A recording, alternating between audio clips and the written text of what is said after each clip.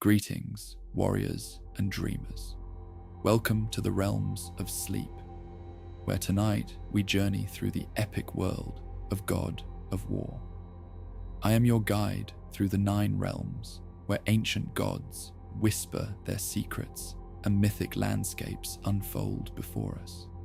From the frost-covered mountains of Midgard to the golden halls of Asgard, these tales of gods and giants will carry you into peaceful slumber. Lay down your weapons, rest your weary head, and allow the legends of these powerful beings to become the landscape of your dreams. The battles have been fought, and now is the time for rest. So close your eyes, brave one. Let the fire of the hearth warm you as we begin our journey through realms both wondrous and dangerous. The wind through the evergreens carried a whisper of ancient melodies as father and son made their evening camp in the heart of the wildwoods. Snow had fallen throughout the afternoon, painting the towering pines in pristine white that caught the dying light like scattered diamonds.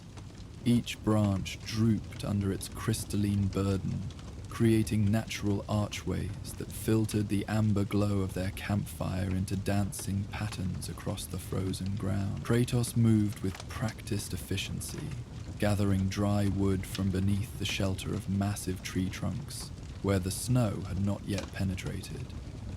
His movements were deliberate and quiet, disturbing neither the peaceful silence of the forest nor the delicate snow sculptures adorning nearby branches. The axe at his back remained unused for this simple task, his hands alone sufficient for breaking the smaller branches needed to sustain their fire through the night. Atreus knelt beside their growing flame, arranging stones in a careful circle to contain the heat while reflecting it outward toward their sleeping area.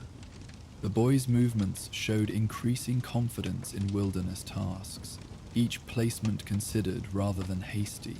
His breath formed small clouds in the crisp air as he worked, the temperature dropping steadily as daylight faded behind the canopy of interwoven branches above them. "This should shelter us well," Mimir observed from his place secured near Kratos' pack. "The trees here grow thick enough to break most wind, and the snow will muffle sound, both in and out. Excellent choice for a peaceful night's rest, particularly after our long journey through the outer territories." Their provisions were modest but sufficient: dried meat and preserved fruits, bread that remained soft despite the cold, and water that would need warming before consumption. Kratos distributed these items with methodical attention to their nutritional needs, ensuring both would maintain strength for tomorrow's continued travel, while consuming no more than necessary from their limited supplies. As the fire settled into steady warmth, Atreus withdrew the small leather journal he had been carrying throughout their recent travels. The book contained notes and sketches from their journey, but more importantly, it held fragments of songs and stories he had been collecting, pieces of his heritage discovered in stone carvings, whispered by ancient spirits, or recalled from half-remembered dreams that seemed to carry Jotnar memories. "I found something interesting today," the boy said, settling cross-legged before the fire with the journal open across his knees. "While you were hunting, I examined those runes we discovered carved into the great oak. They weren't directions or warnings like we thought. They were song lyrics, part of an old lullaby." Kratos paused in his methodical arrangement of their sleeping furs, attention caught by this unexpected revelation. Throughout their journey, each discovery related to Atreus' giant heritage had proven significant, often in ways not immediately apparent. What seemed like simple curiosity frequently revealed deeper connections to their larger quest, and the boy's developing understanding of his dual nature. "What manner of lullaby?" he asked, settling into his own position near the fire's warmth. His hands found the Leviathan axe, beginning the ritual maintenance that occupied many of his quiet evening hours. The rhythmic motion of sharpening stone against enchanted metal provided soothing counterpoint to their conversation, each careful stroke producing soft whispers of metal and stone. Atris studied the journal page where he had transcribed the runic symbols, his brow furrowed in concentration as he worked through the ancient dialect. "It tells of the Leviathan," he said finally, "but not as a monster to be feared. The giants sang of it as a guardian, a protector of those who could not protect themselves." The axe in Kratos' hands stilled momentarily, though his expression remained carefully neutral. The Leviathan remained a significant presence in their recent memory, the massive creature whose defeat had been necessary for their journey's progression, yet whose death had troubled them both in ways they had not fully articulated. To hear it described as protector rather than obstacle created uncomfortable tension with their own actions. The Jotnar perspective often differs from conventional interpretation, Mimir commented gently, recognizing the sensitive nature of this revelation. What appears as threat to one group might represent salvation to another. The giants maintained relationships with many beings that other races found incomprehensible or frightening. Atreus nodded, his fingers tracing the transcribed runes as if seeking additional meaning through touch. The song speaks of children sleeping safely because the Leviathan watches over the deep waters, keeping darker things at bay. It calls the creature the gentle giant beneath the waves and the quiet guardian of dreams.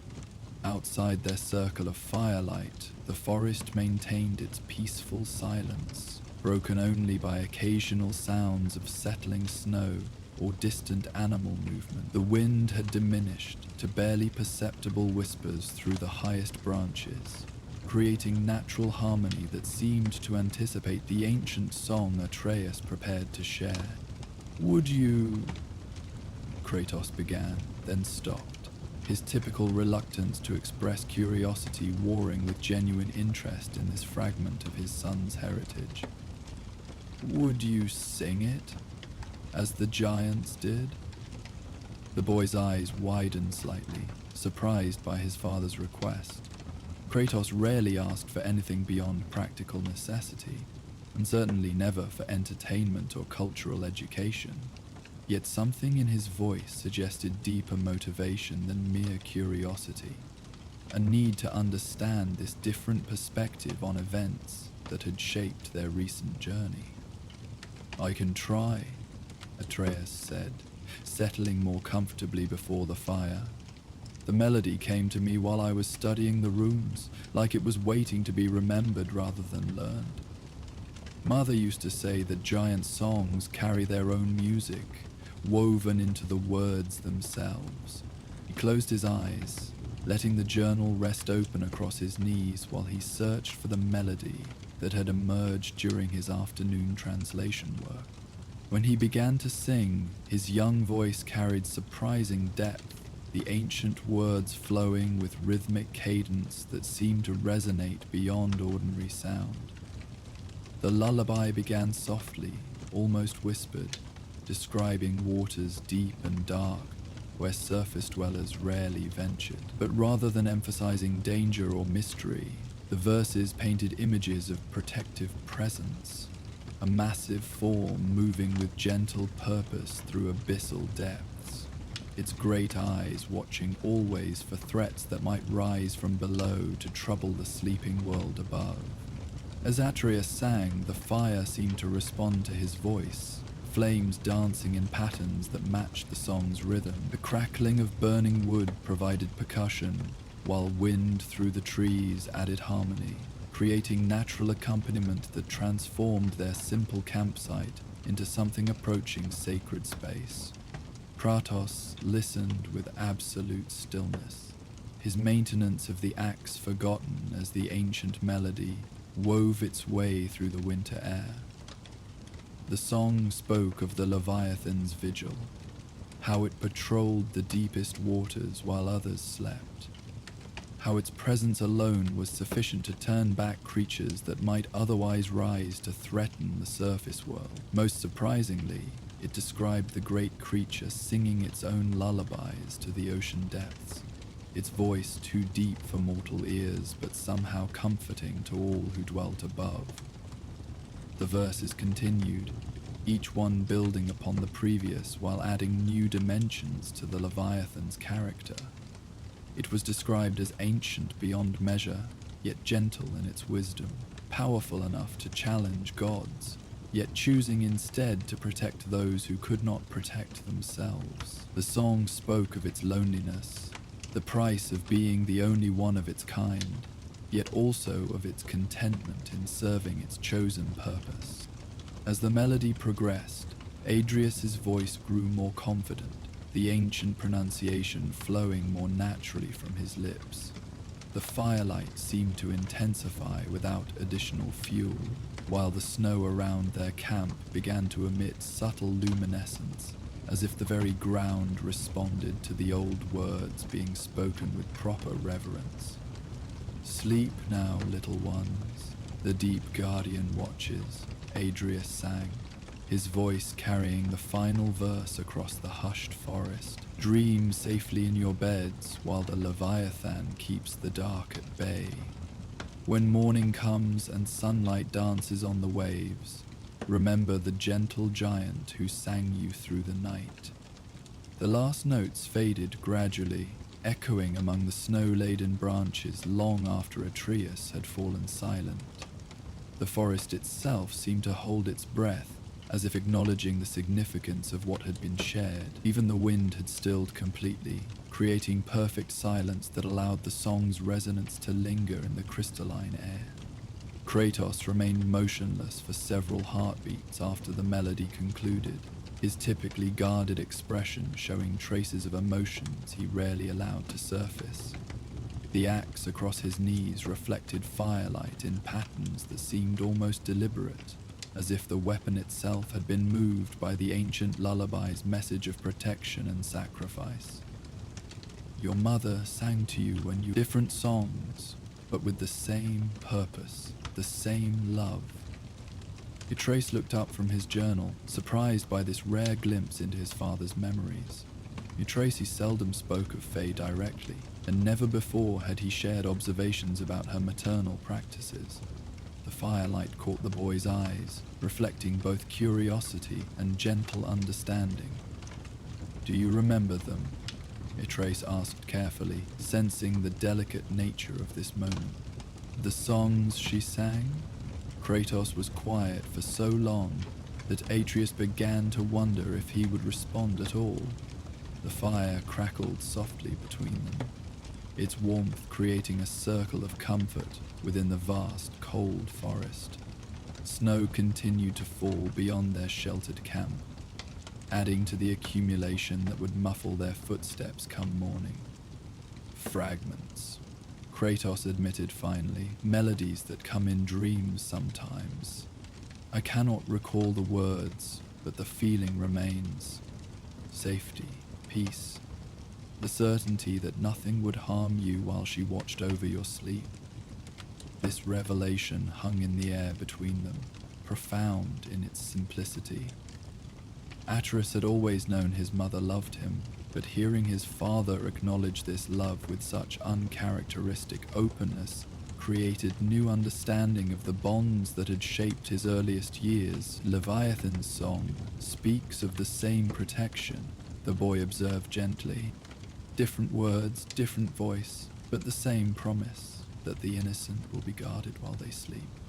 Kratos nodded slowly, his gaze fixed on the dancing flames as if seeing something beyond their immediate light. "I have been many things throughout my existence. Warrior, destroyer, seeker of vengeance. But guardian..." He paused, the words seeming to carry unexpected weight. "That is a role I am still learning to understand." The admission carried profound significance. representing one of the most direct acknowledgements Kratos had ever made regarding his ongoing transformation from destroyer to protector. His journey with Atreus had gradually revealed new aspects of his nature, yet he rarely articulated these changes so clearly. The song suggests that being a guardian isn't about being perfect, Atreus said thoughtfully, returning his attention to the journal across his knees. The Leviathan is described as lonely, as having made mistakes, as carrying burdens from its past, but it chose to use its strength to protect rather than to destroy. That choice is what made it a guardian. These words seemed to resonate deeply with Kratos, who had spent recent months grappling with exactly such questions about purpose and redemption. His past as the ghost of Sparta remained a source of internal conflict, power used for destruction rather than protection, strength wielded in service of personal rage rather than higher purpose. Choice, he repeated quietly, the word carrying particular weight in his distinctive voice, perhaps the most difficult aspect of change.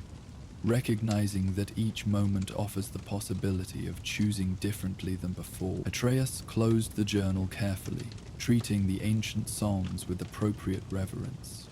Mother used to say that the past creates us, but doesn't define us. What we choose to do with what we've learned, that's what determines who we become. The fire had settled into steady warmth, its initial crackling subsiding into gentle whispers, as the carefully arranged wood burned with consistent efficiency. Around them, the forest maintained its peaceful silence, the falling snow creating natural sound dampening that enhanced their sense of isolation from the wider world's concern. "Will you teach me other songs?" Kratos asked unexpectedly, surprising both himself and his son with the request. "From your heritage, from the giants. Not for any practical purpose, but because they help me understand aspects of your nature that I might otherwise miss." Atreus smiled, the expression warm in the firelight. "I'd like that. There are others I've been collecting, some about the creation of the realms, others about the bonds between all living things. The giants seemed to understand connections that others miss. They prepared for sleep with quiet efficiency, banking the fire to maintain warmth without waste, arranging their furs and supplies with practiced care. The forest around them seemed to have accepted their presence, the natural world's rhythm undisturbed by their temporary occupation of this peaceful space. As they settled into their bedrolls, Atreus spoke once more into the darkness. "Father?" The Leviathan's lullaby mentioned something else, that the great guardian sometimes sang to itself, keeping its own spirit strong through the long watches. Do you think that's why the song exists? Not just to remember the Leviathan, but to carry on its tradition of protection through darkness? Kratos considered this question as he adjusted his position beneath the firs, his warrior's instincts maintaining awareness of their surroundings, even as his body prepared for rest. "An interesting thought," he replied, "that stories and songs might serve as continuation of the purposes they describe, allowing the spirit of guardianship to survive, even when the original guardian has departed. Like how Mother's protections continue even though she's gone," Atrides observed softly. "Her love keeps watching over us through the preparations she made, the lessons she taught, the paths she marked for us to follow." This connection between the Leviathan's eternal vigil and Faye's ongoing protection created new understanding of continuity beyond individual existence. The ancient lullaby spoke not just of one creature's service, but of an eternal principle, that those with strength have responsibility to use it for protection of the vulnerable, and that this purpose transcends any single life or death. "Sleep now," Kratos said gently, his deep voice carrying uncharacteristic tenderness. "Dream safely, knowing you are guarded. The words echoed the lullaby's final verse, creating deliberate connection between the ancient song's promise and the immediate reality of their forest camp. Atreus smiled in the darkness, recognizing his father's attempt to embody the protective spirit described in the giant's song. "There's another verse," Atreus whispered into the quiet darkness, his voice barely audible above the fire's gentle crackling. "One I didn't translate fully before. It speaks of how the Leviathan's song could be heard by other guardians across the realms, a call that connected all who chose protection over destruction." Kratos shifted slightly in his bedroll, his attention drawn back from the edge of sleep. What does it say of these connections between guardians? The boy was quiet for a moment, consulting the journal by memory rather than sight in the darkness. It describes a web of watchers, not just the Leviathan in its depths, but others in different realms, all singing the same song of protection in their own ways. Mountain spirits guarding travelers, forest guardians protecting lost children, even some among the gods who chose to shield rather than command. This revelation carried unexpected weight, suggesting that the principle embodied by the Leviathan extended far beyond a single creature's vigil. The lullaby spoke not of isolated guardianship, but of a network of protectors, each serving their chosen purpose while remaining connected to a larger pattern of service. The giants believed that when one guardian sang, others could hear it, not with their ears, but with their hearts, Atreus continued, his voice growing drowsy but maintaining clarity. DB thought this was how strength was shared across distances, how the burden of protection could be carried by many rather than falling entirely on one. Kratos considered this concept as he settled deeper into his furs. Throughout his existence, he had operated primarily in isolation, trusting few and relying mainly on his own power to achieve his goals. The idea of conscious connection to other guardians, of shared purpose transcending individual effort, offered a perspective he had never seriously considered. "Your mother spoke of similar connections," he said quietly, the memory emerging unbidden from depths he rarely explored.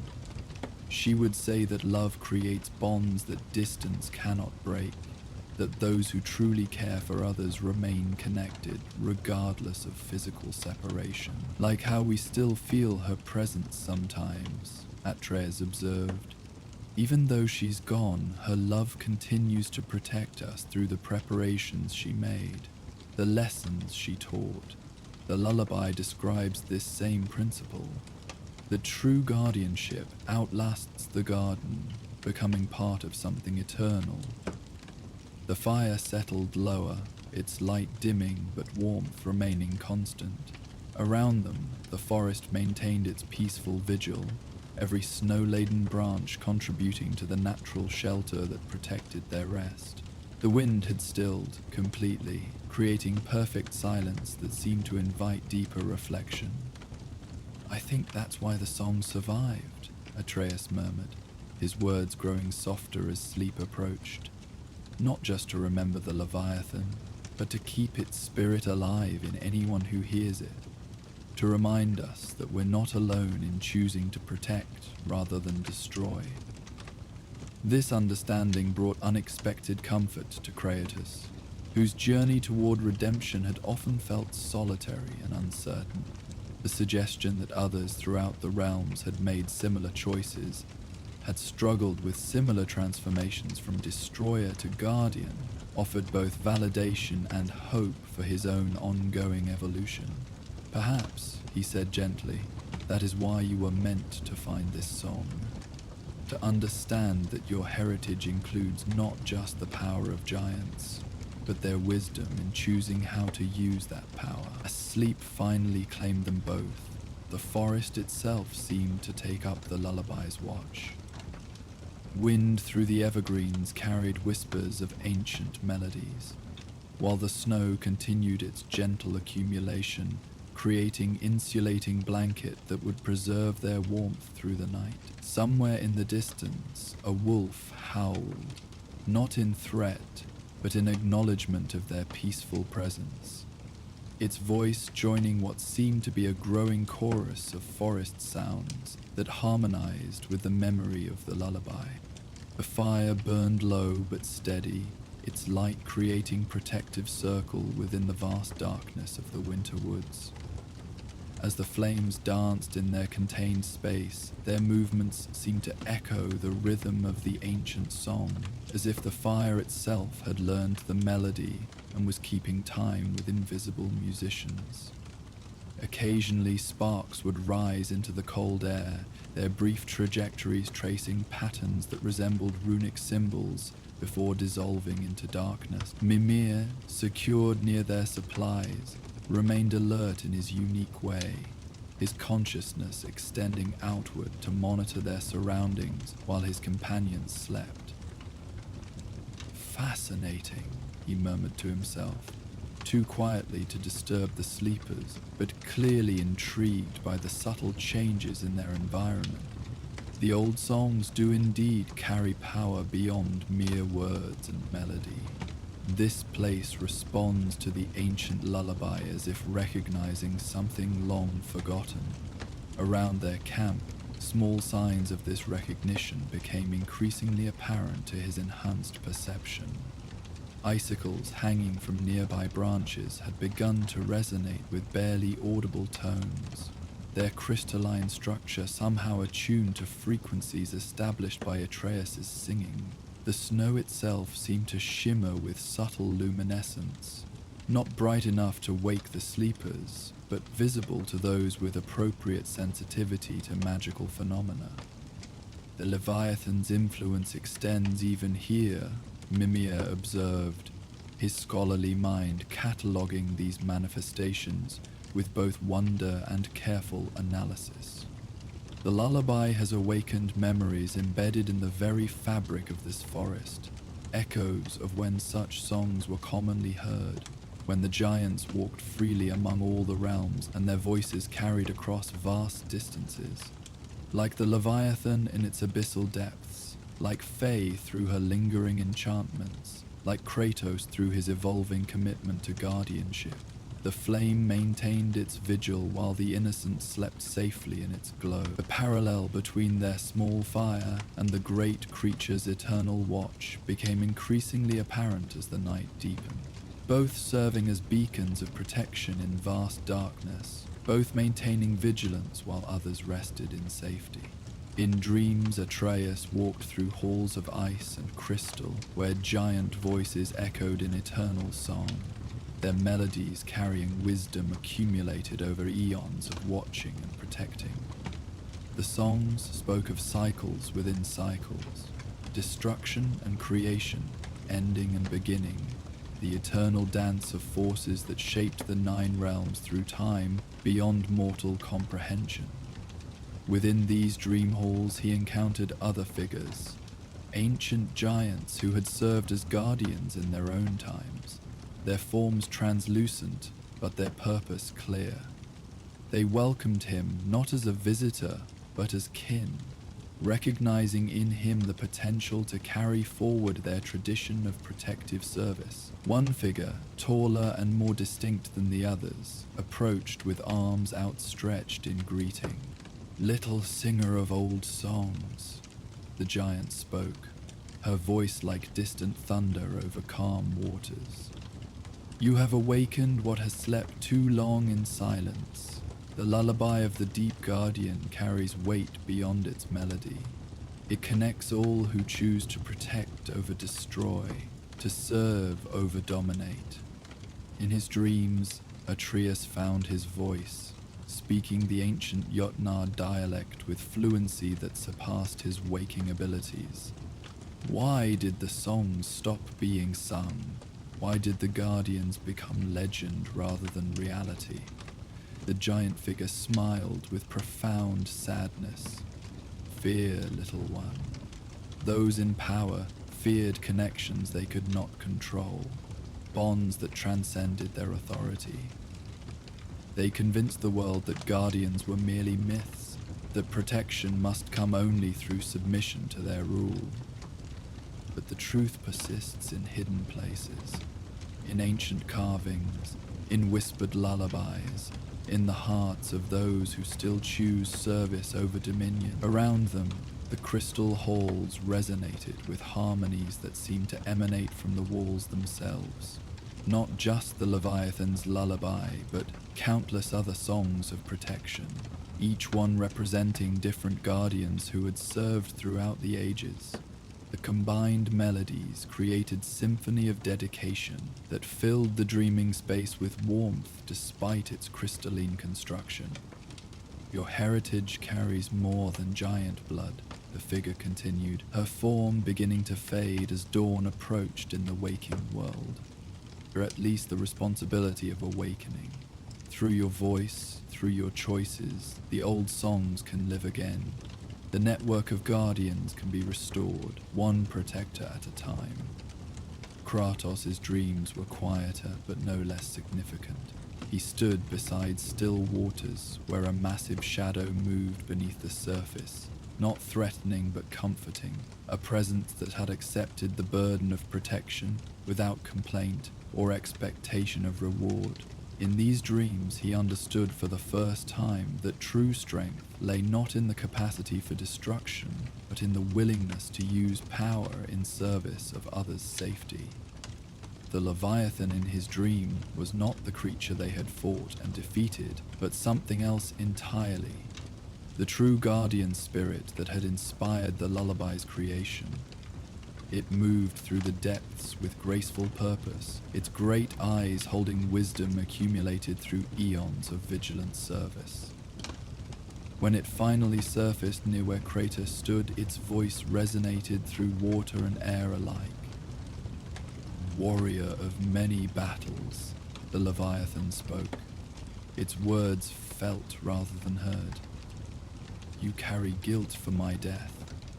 But understand the creature you fought was shadow of my true self, corrupted by forces that sought to twist protection into destruction.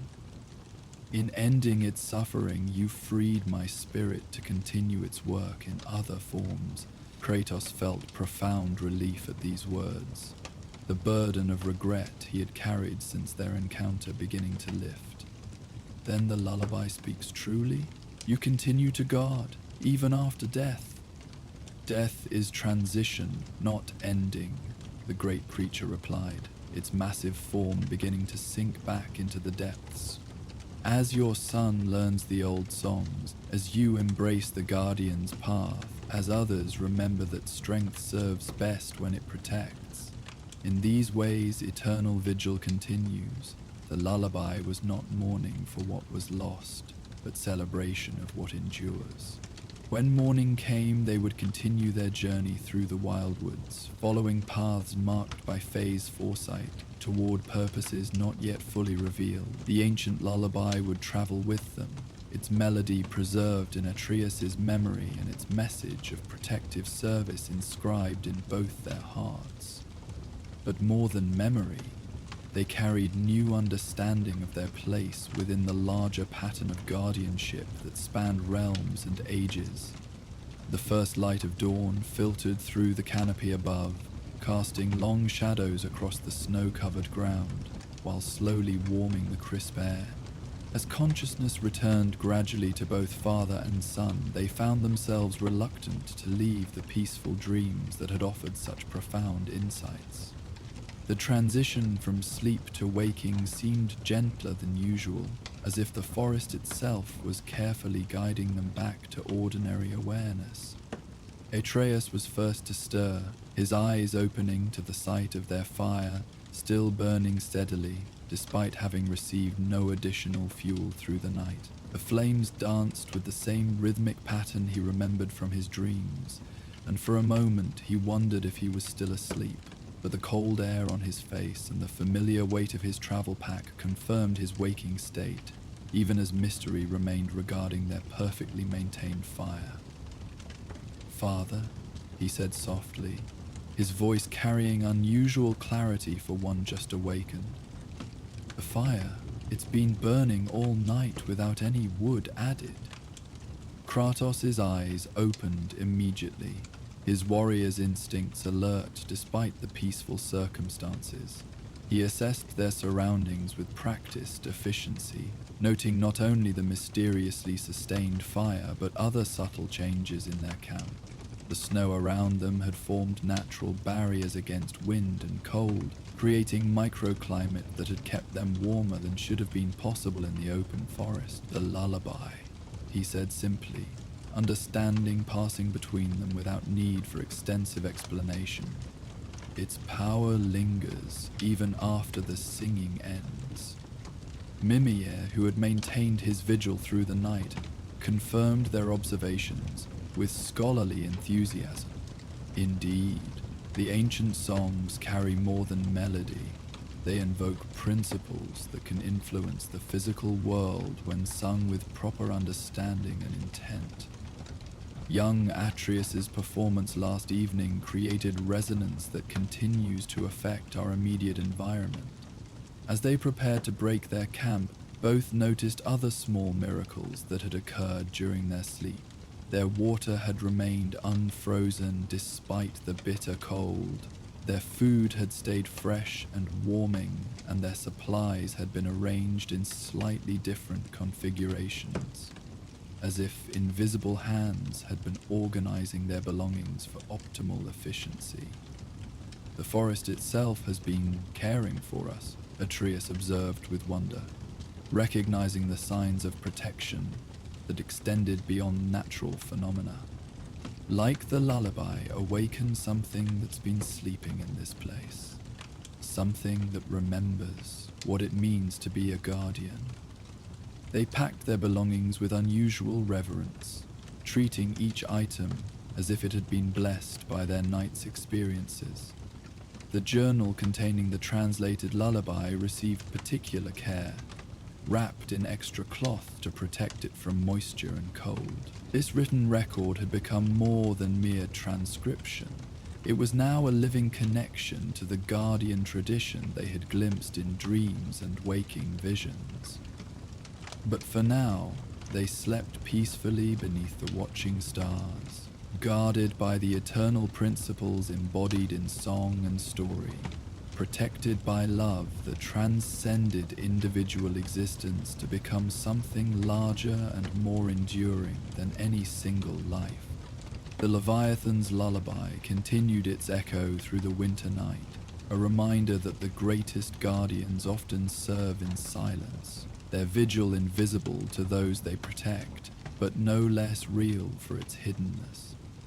As afternoon approached, and they prepared to make camp for another night, both father and son carried with them a transformed understanding of their journey's significance. What had begun as simple travel through winter woods had evolved into revelation of ancient connections that spanned realms and species, linking all who chose protection over destruction in an eternal network of mutual support and shared purpose. Their new campsite, selected in a grove of particularly ancient pines, seemed to welcome them with the same environmental cooperation they had experienced throughout the day. Fallen branches had arranged themselves into convenient configurations for seating. Snow had cleared from optimal areas for their fire and sleeping arrangements, and even the wind had shifted to provide natural shelter against the evening's increasing cold. "The forest prepares for us now," Kratos observed, noting these helpful arrangements while maintaining his practical approach to wilderness survival. "Yet we should not become dependent on such assistance. The lullaby's power may not extend to all locations, and over-reliance on magical aid can prove dangerous when circumstances change." Atreus nodded agreement while still marveling at the continued signs of environmental cooperation. But understanding how it works, how guardians can coordinate with the natural world rather than simply imposing our will upon it, that knowledge has value regardless of whether the magic continues. He began gathering additional firewood despite their apparent abundance, following his father's example of maintaining preparedness even when current conditions seemed favorable. As they established their second night's camp, the lullaby's influence manifested in new ways. The fire they built burned with unusual colors, not the threatening supernatural flames they had encountered in dangerous magical situations, but gentle variations of normal fire that included subtle blues and greens reminiscent of the aurora. These colors provided no additional warmth but created an atmosphere of profound peace that seemed to encourage reflection and rest. "Tonight, I think we'll learn more," Atreus said as twilight approached and the first stars became visible through the canopy above. "The lullaby grows stronger with each singing, each connection we make to the Guardian network. I can feel other songs waiting to be discovered, melodies that will teach us different aspects of protection and service." Kratos settled beside their colorfully burning fire, his expression showing the contentment that had gradually replaced his typical wariness throughout their journey. "Then sing, boy," he said gently. "Let us learn what wisdom the night will bring and what connections await our discovery." As darkness fell around their peaceful camp, and Atreus's voice once again carried the ancient lullaby into the winter air, both father and son prepared for another night of dreams and revelations that would deepen their understanding of the Guardian tradition they had inherited. The forest listened, the waters sang in response, and somewhere in the deep places of the world, the true Leviathan continued its eternal vigil, knowing that new voices had joined the endless song of protection that echoed through all the realms. In the morning light, they would find that their fire had burned perfectly through the night without additional tending, its warmth maintained by forces beyond ordinary explanation. The snow around their camp had fallen in patterns that suggested deliberate arrangement rather than random accumulation, creating natural barriers against wind while leaving clear paths for their departure. These small miracles, like the ancient songs themselves, spoke of protection that operated through subtle means, rather than obvious intervention. The Leviathan's lullaby had awakened something in the forest, a recognition of the sacred bond between guardian and protected, between strength and service, between power and love.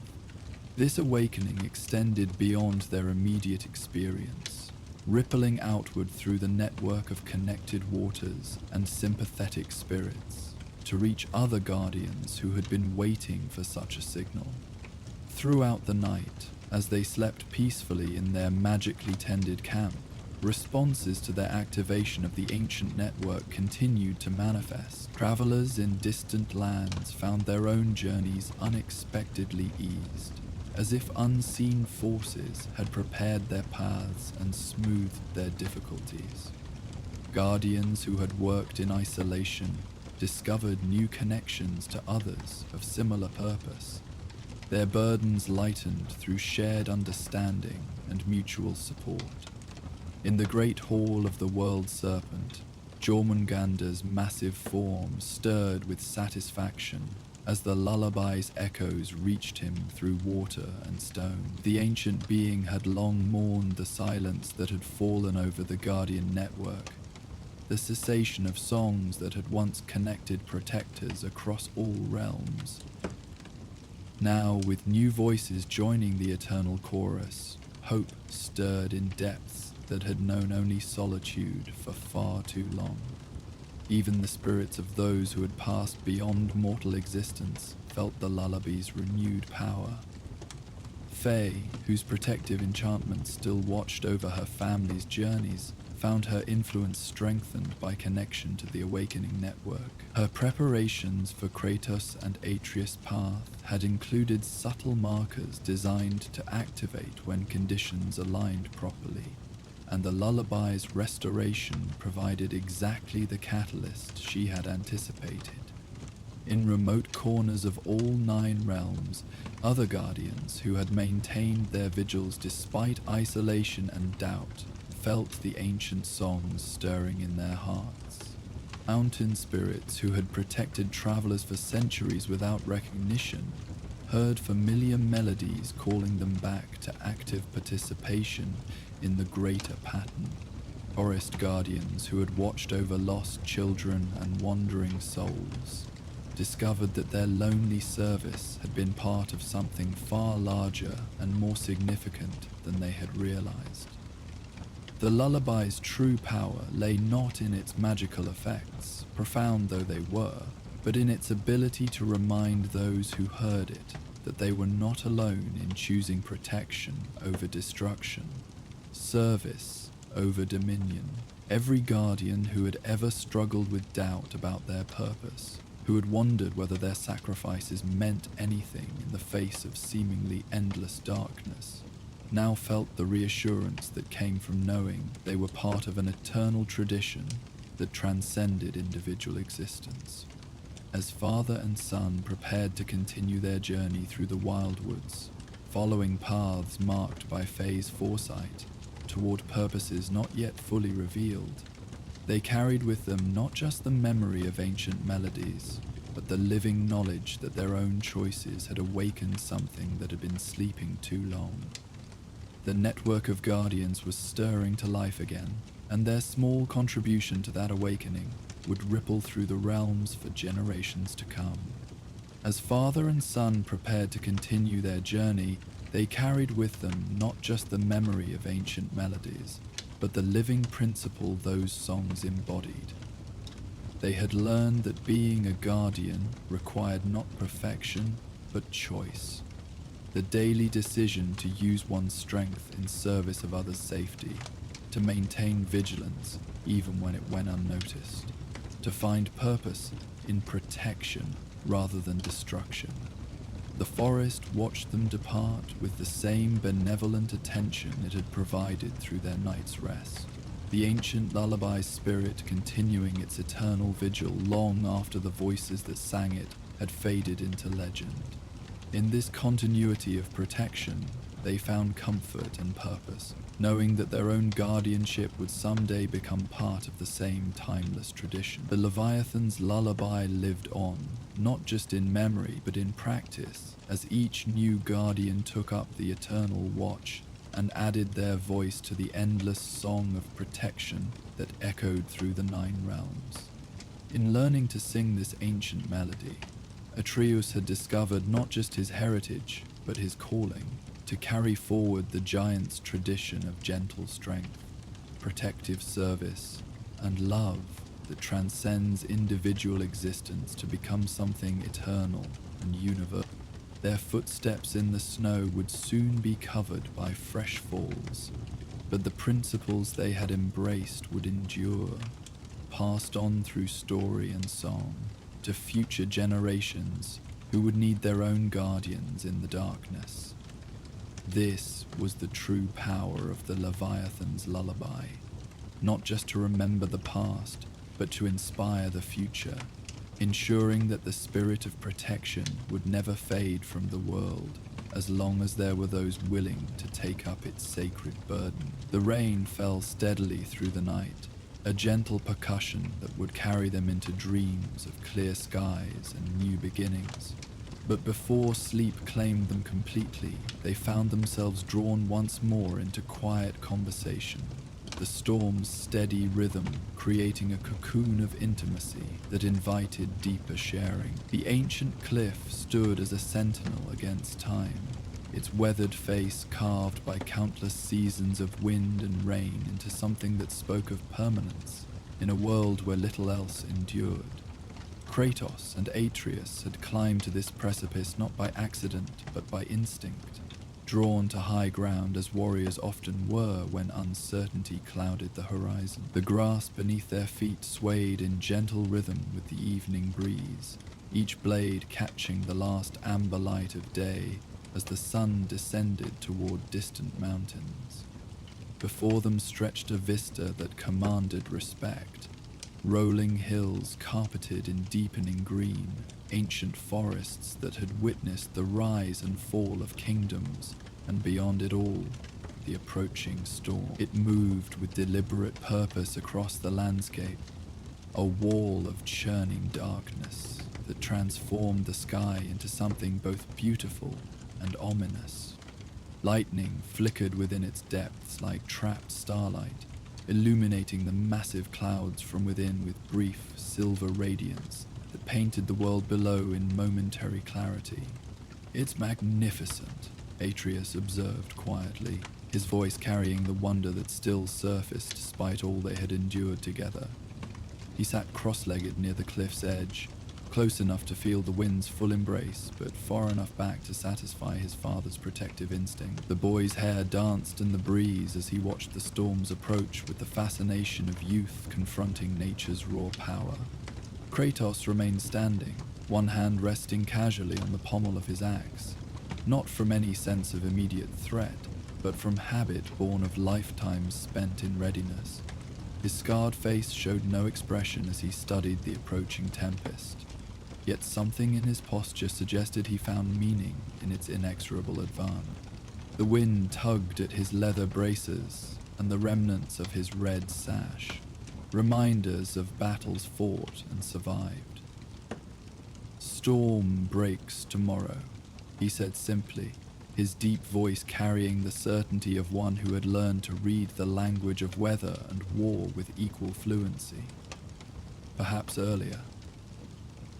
The observation held layers of meaning that neither needed to articulate.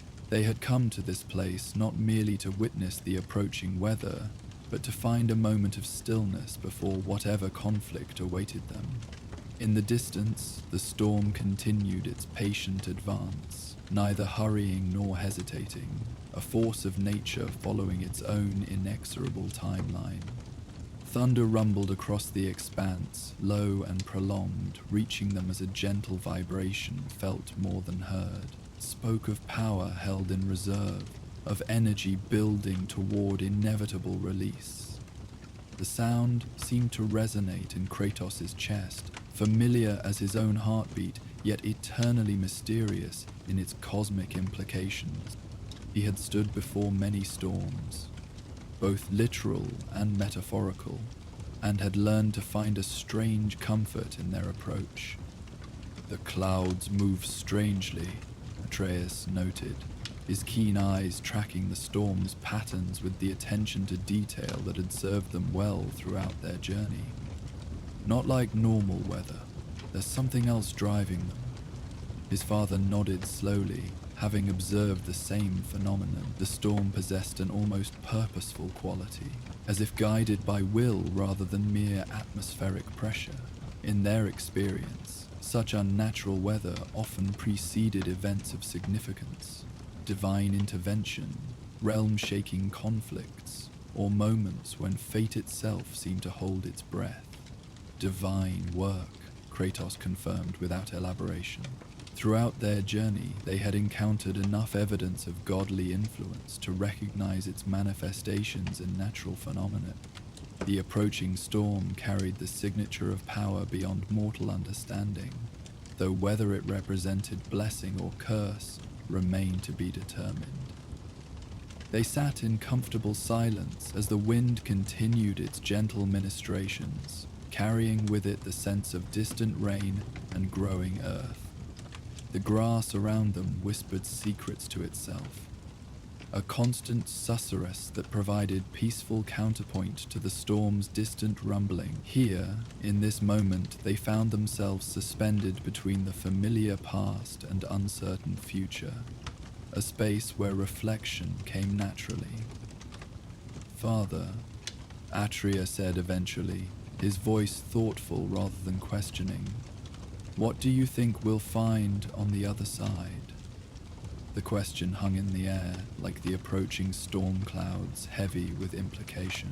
Kratos considered it with the thoroughness he brought to all significant matters, understanding that his son sought more than mere speculation about tomorrow's weather. The boy asked about what lay beyond conflict itself, what remained when the fighting ended, and the dust settled. "Change," he answered finally, the single word carrying the weight of experience earned through countless battles and their aftermath. Always change. But even as he spoke, Kratos recognized the inadequacy of such a simple response to his son's deeper inquiry. The boy deserved more, not prophecy or false comfort, but honest reflection born of a lifetime spent navigating the consequences of choice and circumstance. The storm drew nearer, its leading edge now visible as a distinct line where clear sky met roiling darkness. Lightning flickered more frequently within its depths, brief illuminations that revealed the massive scale of the approaching system. Rain would follow, and with it the transformation that water brought to the land, washing away the old while nourishing the new. "I have stood on many such precipices," Kratos continued, his voice carrying a rare note of introspection. "Watched storms approach while wondering what they might bring or take away. In Sparta, before battles that would determine the fate of nations. In the Greek lands, when I carried the weight of godhood and all its burdens. And now here, with you, facing uncertainty that feels both familiar and entirely new." Atreus listened with the focused attention he brought to his father's infrequent moments of personal revelation. These glimpses into Kratos' past came rarely, offered only when circumstances seemed to demand such sharing. The approaching storm had created one of those moments, a natural cathedral where honest words might be spoken without fear of judgment or misunderstanding. "What was it like?" the boy asked carefully, sensing that his father's mood allowed for such questions. "Being a god, I mean, before you came north." The question struck deeper than Atreus might have intended, touching on memories that Kratos had spent years trying to bury, or at least make peace with. Godhood had brought power beyond mortal comprehension, but also isolation, responsibility, and ultimately a kind of spiritual emptiness that had driven him to seek something more meaningful than divine authority. "Power," Kratos said, the word emerging like a confession. "Endless power, and with it, endless emptiness. I commanded armies, shaped destinies, held the fate of mortals in my hands, yet I felt diminished, as if the very power that elevated me above humanity had severed the connections that make existence meaningful." Lightning flashed across the storm's face, closer now, illuminating the churning clouds with stark clarity. The accompanying thunder followed more quickly, indicating the tempest's steady approach. Soon they would need to seek shelter, but for now the storm remained at a respectful distance, close enough to feel its presence, but far enough away to allow continued conversation. "The gods of Olympus believed that distance from mortal concerns brought clarity," Kratos continued, his gaze fixed on the approaching darkness. "Elevation above human struggles provided perspective necessary for just rule. They were wrong. Distance brought only detachment. Elevation became isolation, and what they called clarity was merely the absence of the very connections that give meaning to choice and consequence." These words carried weight born of personal experience, hard-won wisdom that had cost Kratos everything he had once valued. His journey from god to mortal, or something between the two, had taught him that true strength lay not in power over others, but in the capacity to form genuine connections despite the risks such vulnerability entailed. Atreus absorbed these revelations with the seriousness they deserved, understanding that his father shared such insights rarely and only when he judged the moment appropriate for deeper truths. The approaching storm seemed to have created space for honesty that might not exist under ordinary circumstances. "Is that why you left?" the boy asked. "Because you felt empty?" The question touched on events Kratos had never fully explained, even to himself. His departure from the Greek lands had been driven by necessity as much as choice. The destruction he had wrought demanded escape, yet his motivations had extended beyond mere flight from consequences. "I left because I had become everything I once fought against," he admitted, the words emerging with difficulty, but also with relief. The very power that had been granted to free me from tyranny had transformed me into a tyrant myself. I could no longer distinguish between justice and vengeance, between necessary action and destruction born of rage. The storm's approach had become more pronounced, its edge now perhaps an hour away from their position. The air carried the scent of rain and ozone, the distinctive aroma that preceded significant weather. Birds had already sought shelter, leaving the sky to the gathering clouds and the occasional flash of lightning that illuminated their depths. "But you found something better," Atreus said with the confidence of youth, his faith in his father's ultimate goodness unshaken by revelations of past darkness. "You found Mother. You found me. You found a reason to be something other than what you were." Kratos felt something shift in his chest at these words. Not pain, but rather a kind of recognition that his son had identified truth he himself had struggled to articulate. Faye had indeed changed everything, not through any grand gesture or divine intervention, but through the simple act of seeing him as he could be rather than only as he had been. "Your mother saw past the god and the monster to something neither divine nor monstrous," he said quietly. "She saw possibility where others saw only history. And in seeing that possibility, she made it real." The admission felt like a confession, acknowledging a debt that could never be fully repaid. They had given him more than love. She had given him the chance to discover who he might become when freed from the weight of his past. Their time together had been brief in the context of his long existence, yet it had transformed him more completely than centuries of divine power ever had.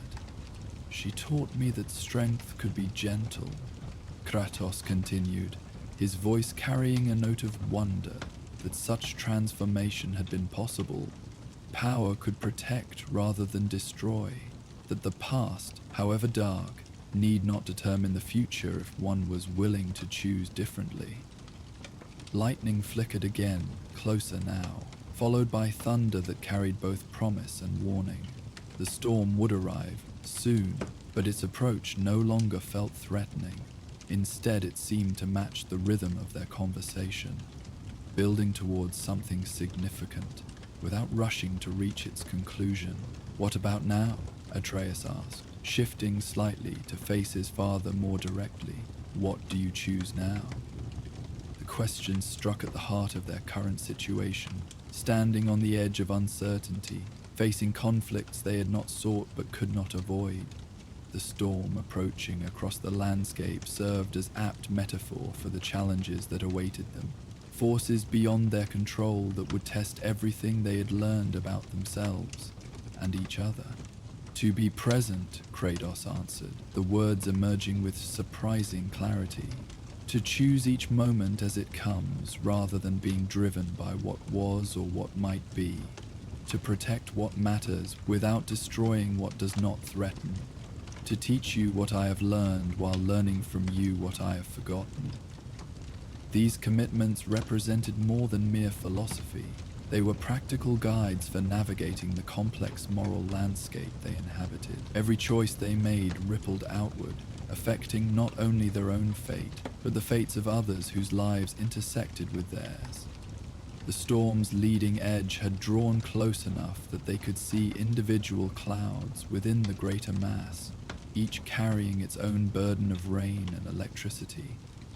The wind had picked up, causing the grass around them to dance with greater enthusiasm while birds called out warnings to their companions from hidden perches. "Sometimes I dream about what comes after," Atreus confessed, his voice barely audible above the rising wind. After whatever's coming, after Ragnarok, if it really happens, I wonder if there will be peace then, or if there's always another storm waiting just beyond the horizon. The question revealed the depth of thought behind the boy's growing maturity. Despite his youth, Atreus had already witnessed enough conflict to understand that resolution of one crisis often merely revealed the next challenge waiting in the wings. Yet his inquiry carried hope as well as concern, a desire to believe that struggle might eventually give way to something more lasting. Peace is not the absence of storms, Kratos said, his words carefully chosen. It is the presence of something worth protecting when the storms come. It is the ability to stand firm without becoming rigid, to bend without breaking, to find moments of stillness even when the world around us remains in motion. As if responding to his words, the wind calmed slightly, creating a pocket of relative quiet that allowed his voice to carry clearly to his son. The approaching storm continued its steady advance, but its immediate pressure seemed to ease, granting them a few more moments of contemplative peace. I used to believe that peace meant the end of conflict, Kratos continued, his gaze moving between the storm and his son's attentive face. It could only exist when all enemies were defeated, all challenges overcome, all questions answered. But peace is not a destination to be reached. It is a way of being that can exist even in the midst of struggle. These words represented hard-won wisdom, lessons learned through decades of seeking external solutions to internal conflicts. Kratos had once believed that defeating his enemies would bring peace, then that escaping his past would accomplish the same goal. Only through his relationship with Faye and Atreus had he begun to understand that peace came not from changing circumstances, but from changing one's relationship to circumstances. Your mother understood this, he added, his voice softening with memory. She found peace not by avoiding difficulty, but by facing it with grace. She taught me that true strength lies not in the ability to impose one's will upon the world, but in the wisdom to know when to act and when to accept, when to fight and when to surrender. Lightning flashed again, much closer now, illuminating the cliff and the two figures seated upon it with stark clarity. The thunder that followed came almost immediately, a deep rumble that seemed to shake the very stone beneath them. The storm had nearly arrived, yet rather than feeling threatened, they found themselves settled into a rhythm of contemplation that matched the approaching tempest's own stately pace. "What will you do when the fighting stops?" Atreus asked, his question carrying both curiosity and concern. "When there are no more enemies to face, no more quests to complete." The inquiry touched on fears that Kratos had harbored but rarely acknowledged. The possibility that his identity had become so intertwined with conflict that he might not know how to exist without it. War had defined him for so long that peace felt like foreign territory. Beautiful, but potentially treacherous in its unfamiliarity. "I will learn," he answered honestly. "Learn to be a father without the urgency of constant danger. Learn to be a man without the weight of divine expectation. Learn to find purpose in creation rather than destruction, in nurturing rather than conquest." The admission carried vulnerability that Kratos rarely allowed himself to express. Throughout their journey, he had focused on preparing Atreus for the challenges ahead, but had given little thought to what role he might play once those challenges were resolved. The prospect of peace brought its own anxieties, not the fear of physical danger, but the uncertainty of purpose in a world that no longer required his particular skills. "Maybe that's what peace really means," Atreus suggested thoughtfully. "Not the end of everything, but the beginning of something new, a chance to discover who we are when we're not defined by what we're fighting against. His words struck Kratos with unexpected force, revealing wisdom that transcended the boy's years. In their shared journey, Atreus had often provided insights that his father might have overlooked, approaching familiar problems from angles that experience had not yet closed off. This observation about peace as transformation rather than termination carried profound implications for how they might navigate whatever lay ahead. The storm's leading edge had reached them now, the first fat raindrops beginning to fall, with the irregular rhythm that preceded the main downpour. Each drop that struck the dusty earth released the distinctive scent of petrichor, that clean, earthy aroma that spoke of renewal and fresh beginnings. The wind had grown stronger, tugging at their clothing and hair with increasing insistence. "We should find shelter," Kratos observed, though he made no immediate move to rise. Something about this moment felt significant, as if the approaching storm had created a natural boundary between one phase of their journey and whatever would follow. To abandon their vigil prematurely would somehow diminish the experience they had shared. "Just a little longer," Atreus requested, his gaze fixed on the magnificent display of nature's power unfolding before them. Lightning flickered almost continuously now within the storm's heart, creating a light show that rivaled anything human art might produce. "I want to see it fully arrive." Kratos nodded, understanding his son's desire to witness the complete transformation from calm to tempest. There was something primal in the human need to observe such natural phenomena, perhaps recognition of forces that dwarfed individual concerns while simultaneously connecting observers to something larger than themselves. Rain began to fall more steadily, cool drops that felt refreshing against their skin after the day's warmth. The grass around them released its stored heat in visible wisps of steam, creating an almost mystical atmosphere. As the natural world responded to the storm's arrival, thunder rolled across the landscape in continuous waves, no longer discrete sounds, but a constant rumble that seemed to emanate from the earth itself. "Father," Atreus said, raising his voice slightly to be heard above the growing wind, "whatever comes next, I'm glad we're facing it together." The simple statement carried weight that formal oaths or elaborate promises could not match. In their shared journey, they had discovered that their greatest strength lay not in individual capability but in their connection to each other, a bond that transformed challenge into opportunity and uncertainty into adventure. "As am I, boy," Kratos replied, his voice carrying warmth that the approaching storm could not diminish. "As am I." Lightning struck nearby, close enough that they felt the electrical charge in the air and heard the sharp crack of thunder almost simultaneously. The main body of the storm had arrived, bringing with it winds that bent the grass flat and rain that fell in sheets rather than drops. Nature had claimed this moment for itself, asserting its authority over the landscape with magnificent indifference to human concerns.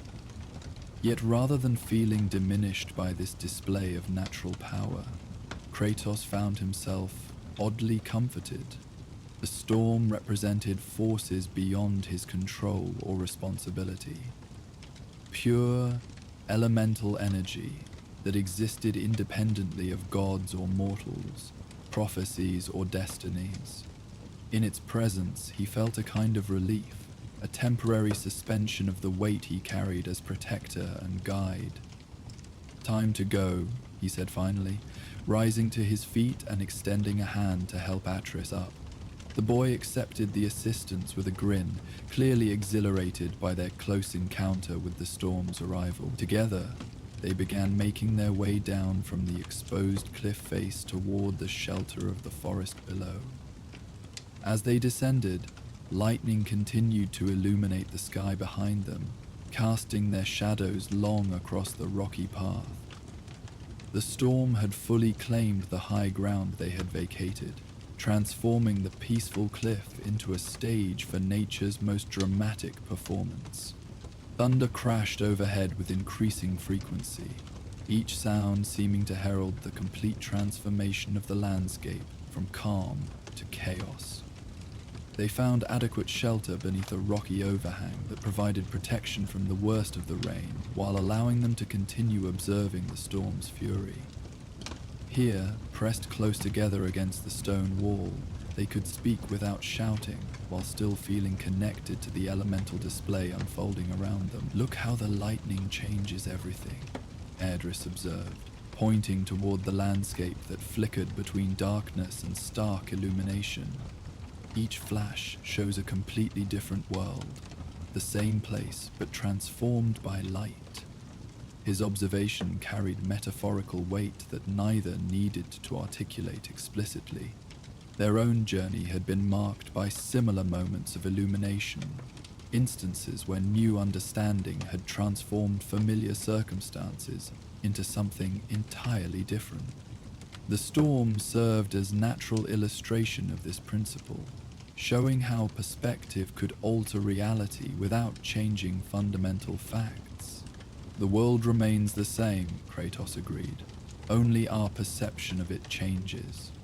Rain continued to fall in torrents, creating temporary streams where none had existed before, and transforming the dusty earth into something alive with moisture and possibility. The scent of wet earth filled their shelter, mixing with the ozone tang of electricity and the green smell of growing things drinking deeply after long thirst. "Do you think we'll remember this moment?" Atreus asked, his voice thoughtful as he watched water cascade past their shelter. "Years from now, when everything has changed again," the question touched on something fundamental about human experience, the way certain moments achieved significance, not through dramatic action, but through their capacity to capture essential truths about existence. Their vigil on the cliff had been such a moment, offering insights that might prove more valuable than any treasure or weapon they had discovered in their travels. "I will remember," Kratos promised, his words carrying the weight of solemn vow. "The storm, the conversation, the way you looked when lightning first lit the sky. I will remember because this moment contains something worth preserving, not just for myself, but for you to carry forward when your own storms come." The rain had begun to ease slightly, though thunder still rolled across the landscape with impressive regularity. The storm's most intense phase was passing, but its influence would linger long after the clouds had moved on. The earth would remain softened by moisture, plants would grow with renewed vigor, and the air would carry the clean scent of renewal for days to come. "What if the storms never end?" Atreus asked quietly, voicing a fear that had lurked beneath their philosophical discussion. "What if there's always another conflict waiting, another enemy to face, another prophecy to fulfill?" The question reflected genuine concern rather than mere pessimism.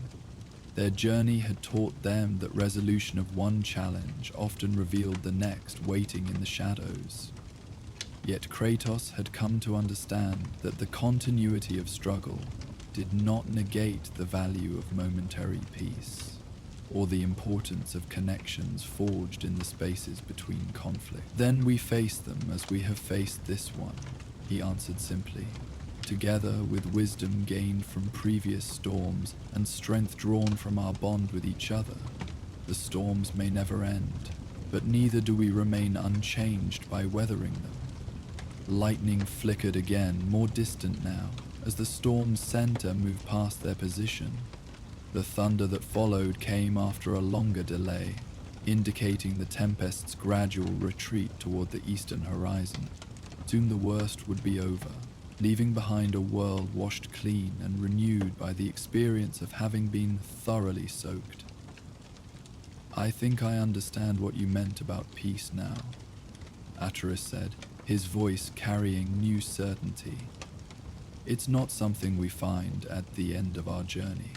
It's what we create in moments like this, when we choose to be present together despite everything that's happening around us. His words captured something essential about their shared experience, distilling hours of conversation and observation into a truth that felt both simple and profound. Peace was not a destination, but a way of being, a choice to find meaning and connection even in the midst of uncertainty and change. You learn quickly, Kratos observed with approval.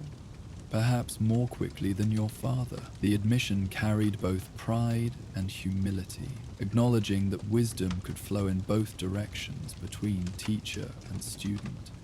Throughout their journey, Atreus had often provided insights that challenged Kratos' assumptions and expanded his understanding. The approaching storm had created space for one more such exchange, adding depth to their relationship while preparing them for whatever challenges lay ahead. Rain continued to fall, though more gently now, creating a steady rhythm against the stone overhead. The worst of the storm had passed, leaving behind the kind of steady precipitation that would continue through the night and into the following day. By morning, the landscape would be transformed. Dusty paths turned to mud, dry streams running full, and every living thing refreshed by the sky's generous offering. We should rest, Kratos suggested, noting how the storm's passage had created a natural transition point in their evening. Tomorrow will bring its own challenges, whether from weather or other sources.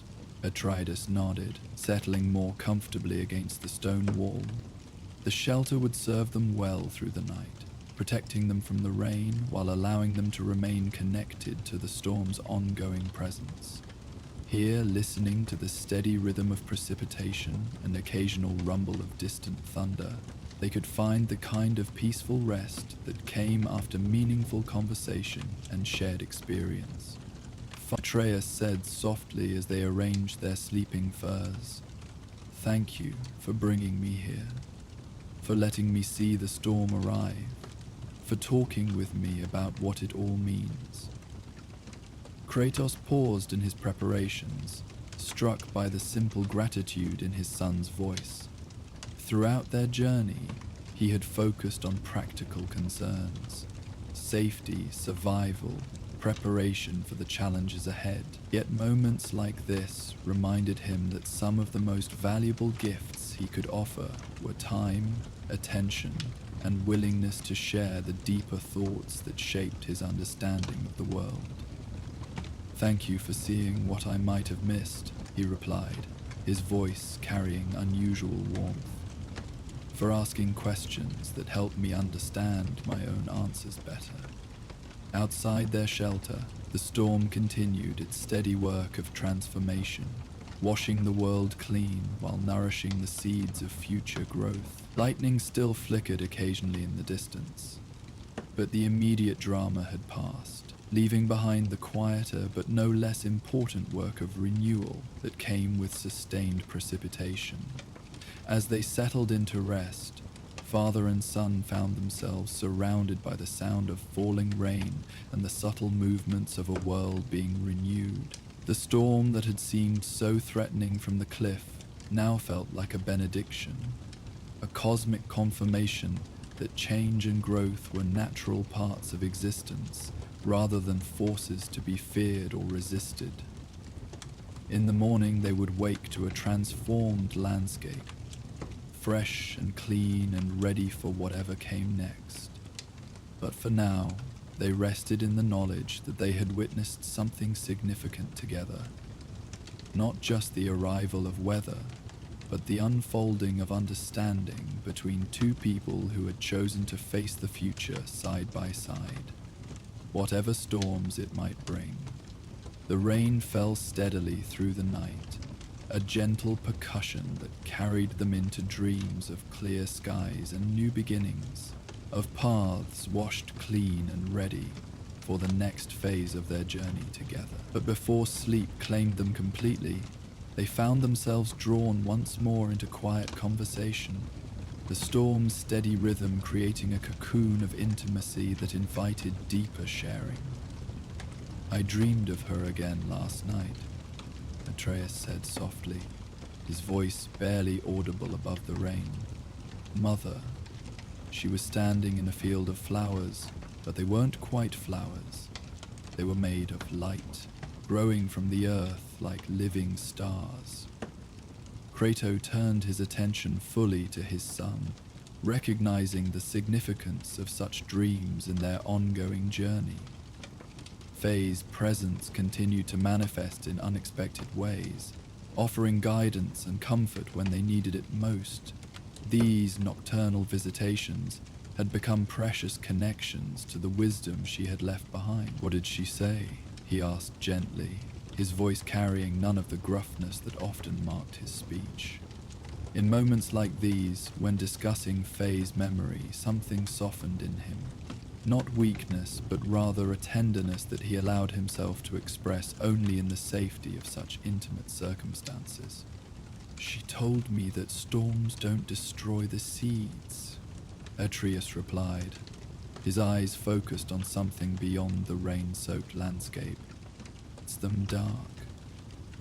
The bodies just wash away everything that isn't essential, leaving the important things free to grow." He paused, considering the memory more carefully. "I think she was talking about us, about what we're becoming through all these challenges." The observation carried weight that extended beyond mere metaphor. Their journey had indeed stripped away many of the assumptions and protections they had once relied upon, leaving them with only what truly mattered: their bond with each other and the wisdom earned through shared experience. Like seeds surviving a storm, they had discovered that their essential nature could endure whatever trials came their way. "Your mother always spoke in such ways," Kratos said, his voice carrying a note of fond remembrance, finding lessons in natural phenomena, seeing connections between outer events and inner transformation. "She taught me to look beyond the surface of things, to understand the deeper patterns that govern both weather and the human heart." The storm continued its steady work around them, washing the world with patient thoroughness. In its rhythm, they could hear echoes of larger cycles, the eternal dance of destruction and renewal that marked all existence. What seemed like ending was often beginning. What appeared to be loss frequently revealed itself as preparation for unexpected gain. "Sometimes I wonder if she can see us now," Atreus mused, his young voice carrying both hope and uncertainty. "If she knows how far we've come, how much we've learned together." "She sees," Kratos said with quiet certainty, his words carrying the weight of faith rather than mere hope. "Not with eyes as we understand them, but through the marks she left upon the world and the changes she set in motion. Every choice we make that honors her teaching is a form of sight, a way of showing her what we have become."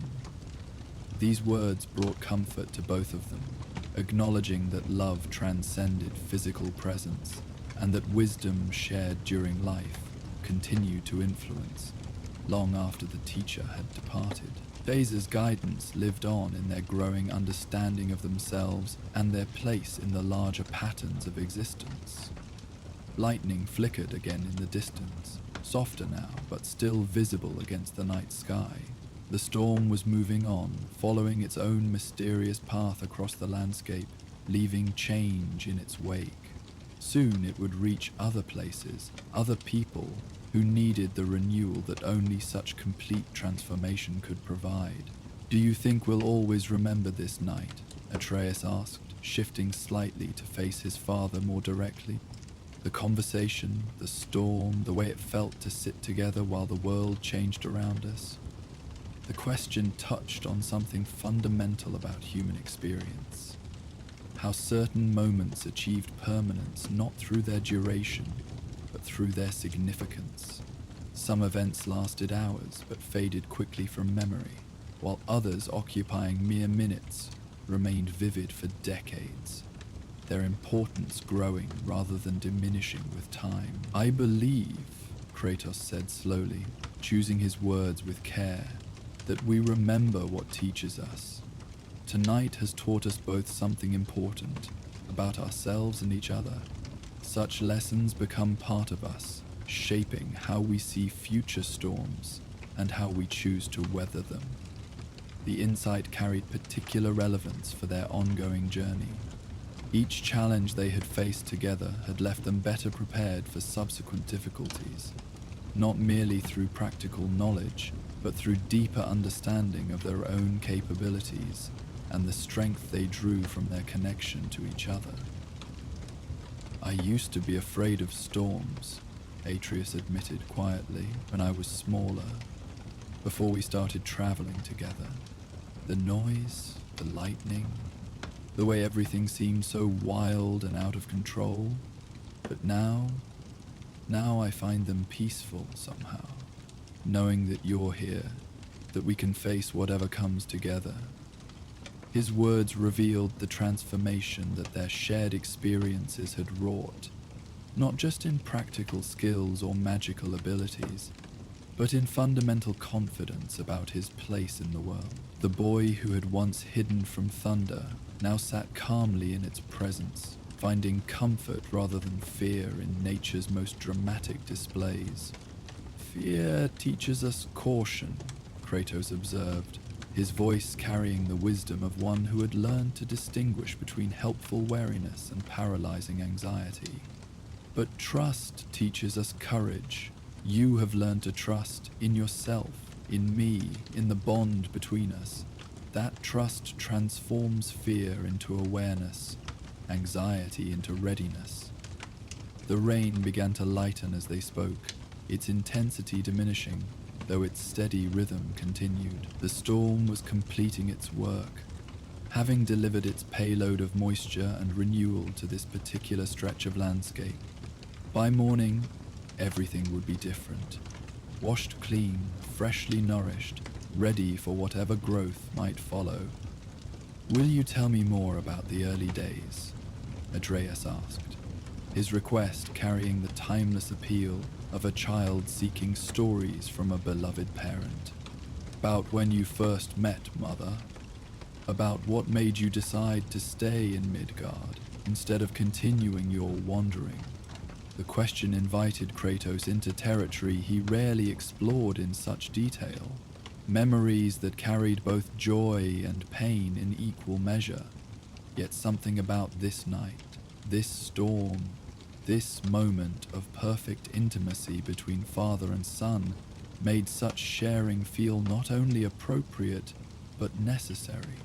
"She found me," he began, his voice taking on the rhythm of storytelling, "when I had given up hope of finding anything worth seeking.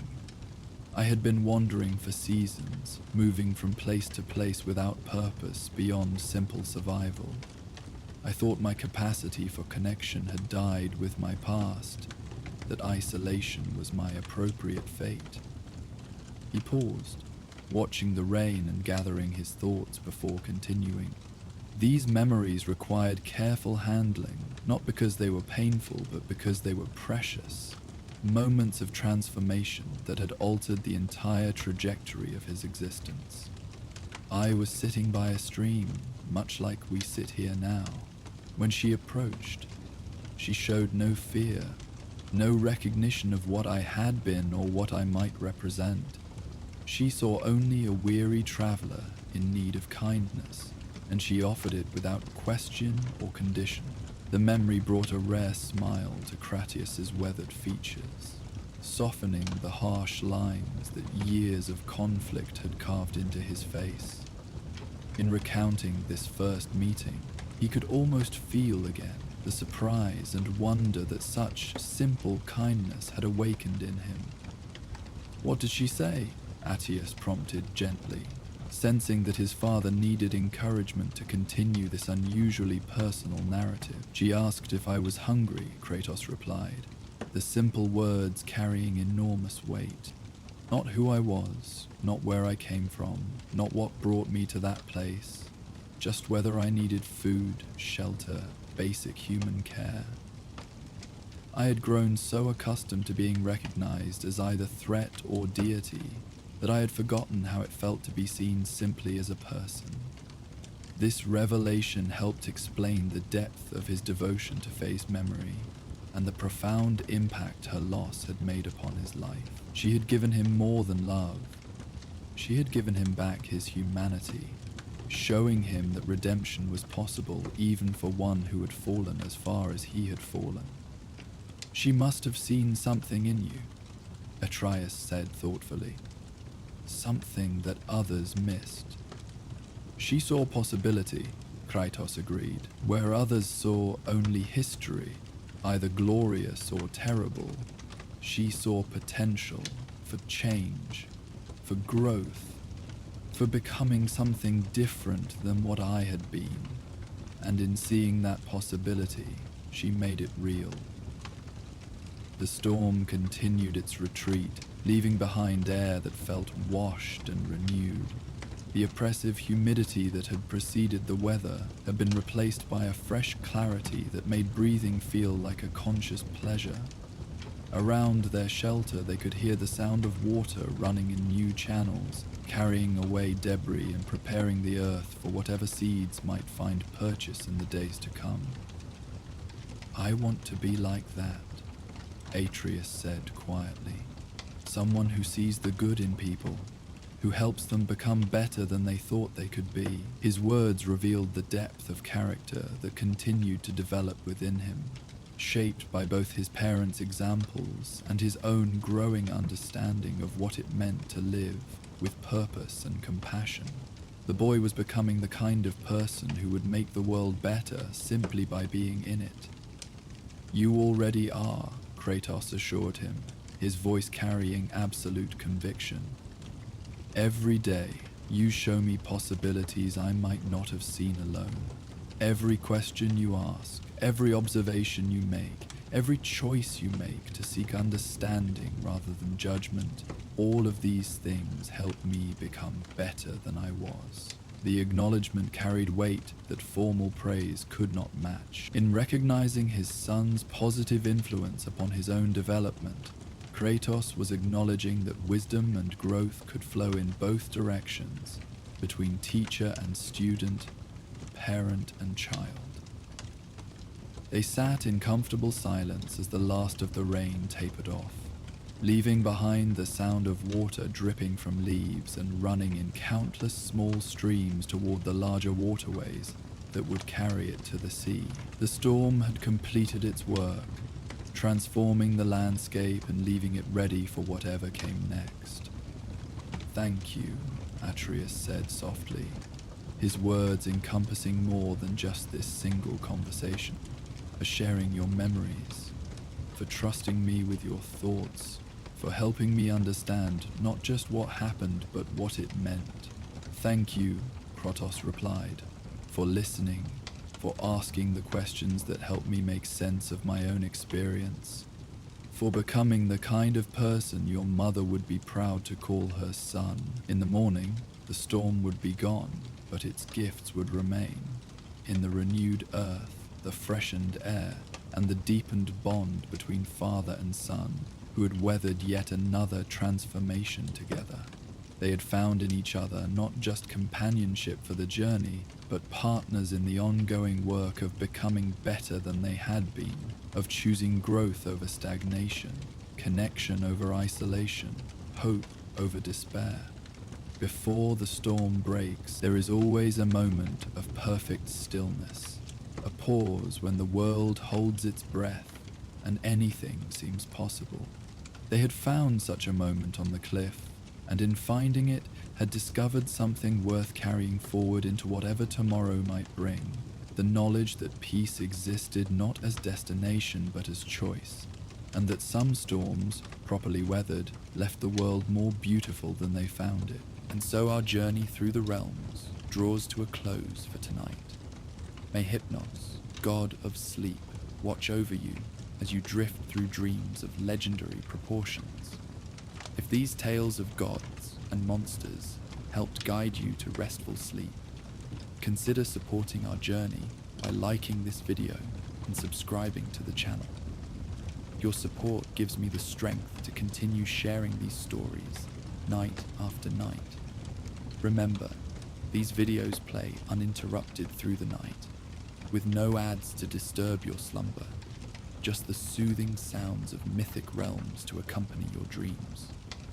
For those seeking passage to exclusive content, our Patreon offers early access to all videos and special playlists crafted to enhance your sleep.